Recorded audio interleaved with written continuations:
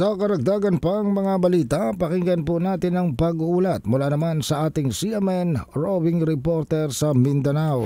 CMN Live Nationwide. Willie Boy Ramos, magandang araw sa iyo. Magandang araw din, Ariel. Magandang araw, Pilipinas. Humingi na ng hustisya ang mga pamilyang biktima sa kaguluhan sa Barangay Bungid, bayan ng Dato din Sinsuat, Maguindanao del Norte.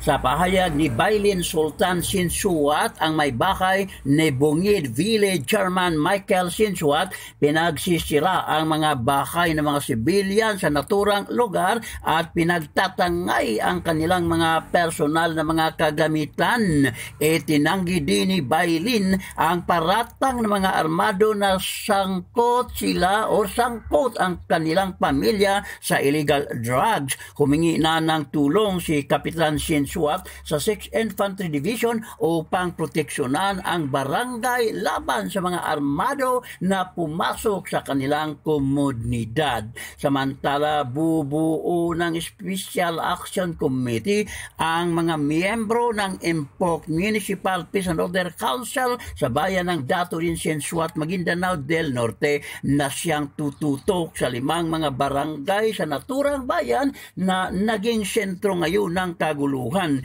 Isa na rito ang Barangay Bungid na hinaras ng mga armado, kabilang ang mga barangays Dadas, Dakar, ang Buludto at ang Sibuto. Humiling ang alkalde dito na si Dato Lester Sinsuat na tulungan siyang humupa ang mga kaguluhan sa 5 mga barangays.